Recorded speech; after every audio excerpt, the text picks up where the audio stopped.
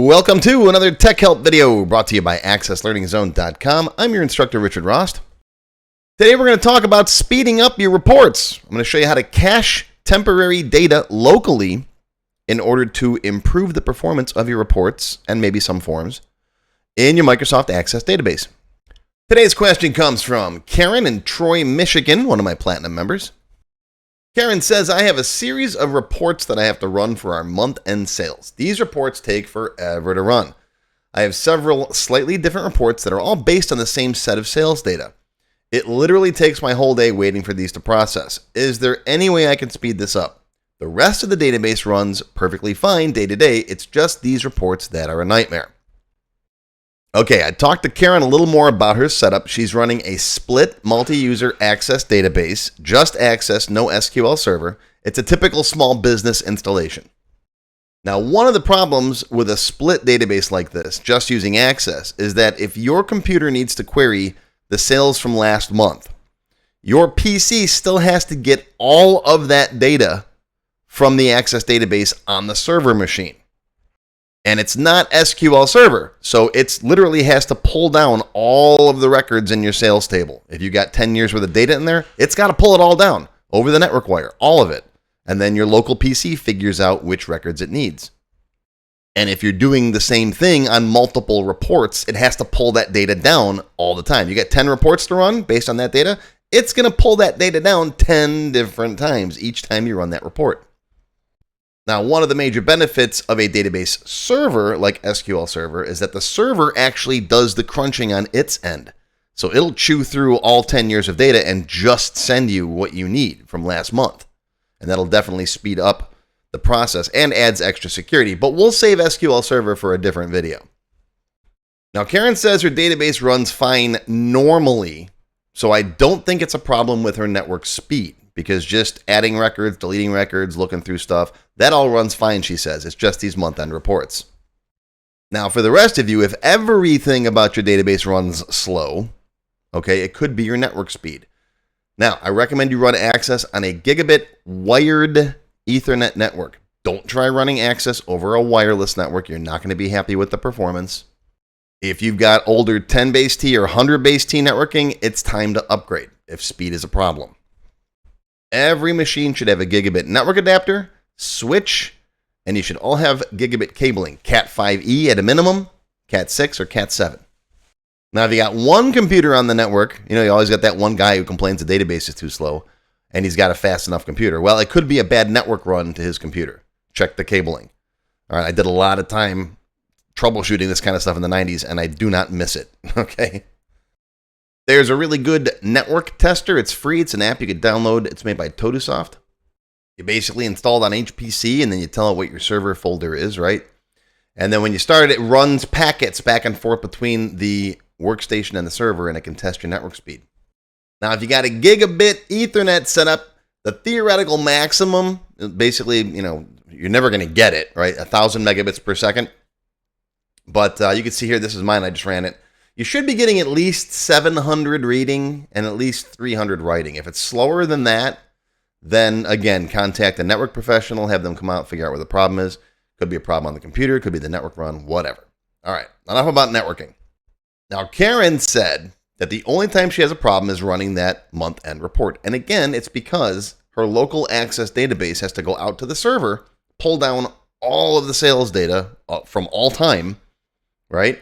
And then figure out just what it needs from last month. So, if you're not going to upgrade to SQL Server and you want to just keep with your Access, then what you're going to do is you're going to download all of those records once from the server. You're going to create a local table, right? If you're dealing with customer data, for example, okay, you're going to create a customer temp T. If you're dealing with sales data, order table, order details, that kind of stuff, you're going to create temporary tables for that stuff, just the structure of the table. Then you're going to make some action queries. First, you're going to delete whatever's in that temporary table, and then you're going to run append queries to copy the data down from the server to your local database. Okay?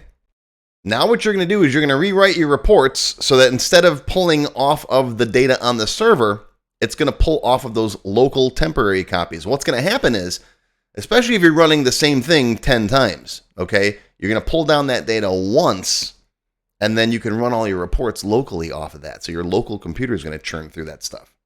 Okay, and if you set up your action queries correctly with the right criteria, then your local temporary tables will only have that data that you need. Okay, so even though the queries once got to pull down, 100,000 records, what you're going to have left in your temporary tables after the queries run is going to be just the data that you need. So your reports are going to run much, much faster because they're pulling off of local data and the data's already been filtered. And then when you're all done with your month-end reports, make sure you delete it and compact your local database because it's going to have lots and lots of empty space in it from that. Now, this setup is only good if you don't care that the data may change in real time. All right, this is good for doing last month's reporting or yesterday's stuff, okay? If it's a situation where you need real-time data, if people can make edits and stuff right now and that has to show up in your report, then this is not a good setup.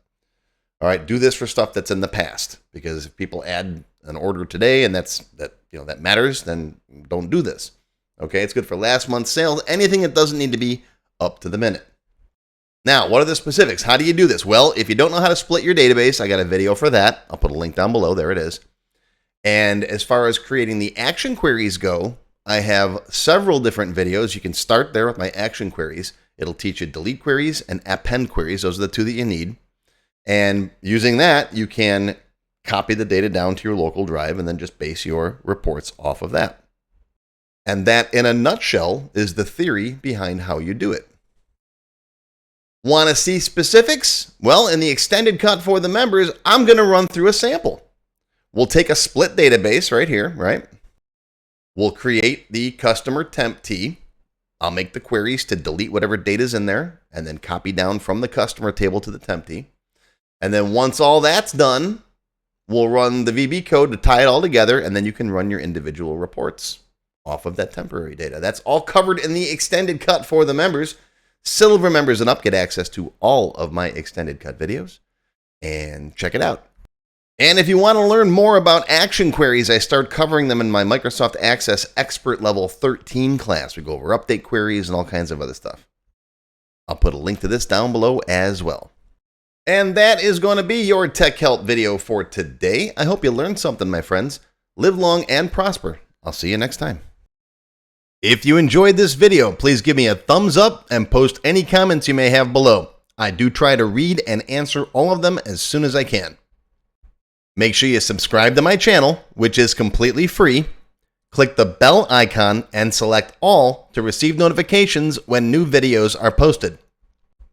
Want to learn more? Click the Show More link below the video to find additional resources and links. YouTube does a pretty good job of hiding it. It's right down there. See this part of the description here, right? The name, the video's up here. There's a little Show More down there, right down the bottom.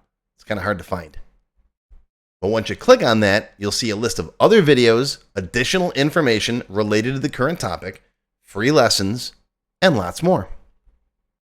And YouTube no longer sends out email notifications when new videos are posted like they used to do.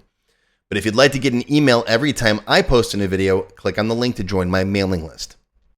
And you can pick how frequently to get emails from me, either as they happen, daily, weekly, or monthly. Now, if you'd like to become a paid member of my channel and receive all kinds of awesome perks, click on the Join button. You'll see a list of all the different membership levels that are available, each with its own special perks, including my extended cut videos, access to my code vault, lots of VBA source code in there, template downloads, and lots more. I'll talk more about these perks at the end of the video. Even if you don't want to commit to becoming a paid member and you'd like to help support my work, please feel free to click on the tip jar link. Your patronage is greatly appreciated and will help keep these free videos coming. I got some puppies to feed. But don't worry, no matter what, these free tech help videos are going to keep coming. As long as you keep watching them, I'll keep making more, and they'll always be free. Now, if you really want to learn Access and you haven't tried my free Access Level 1 course, check it out now. It covers all the basics of Microsoft Access, including building forms, queries, reports, and more. It's over 4 hours long. You can find it on my website or on my YouTube channel. I'll put a link down below you can click on. And did I mention it's completely free? The whole thing, free, 4 hours. Go watch it. And okay, a lot of you have told me that you don't have time to sit through a 4-hour course. So I do now have a quicker Microsoft Access for Beginners video that covers all the basics faster in about 30 minutes. And no, I didn't just put the video on fast forward, but I'll put a link to this down below as well. Now, if you like level 1, level 2 is just $1. That's it, $1. And that's another whole 90-minute course. Level 2 is also free for paid members of any level, including supporters. So if you're a member, go watch level 2. It's free. Okay, want to get your question answered in a video just like this one? Visit my tech help page and send me your question there. Members get priority, of course. While I do try to read and respond to all of the comments posted below in the comments section, I only have time to go through them briefly a couple of times a month, and sometimes I get thousands of them. So send me your question here on the tech help page, and you'll have a better chance of getting it answered. And while you're on my website, be sure to stop by my Access forum. We've got lots of lively conversations about Microsoft Access and other topics. I have a fantastic group of moderators who help me answer questions.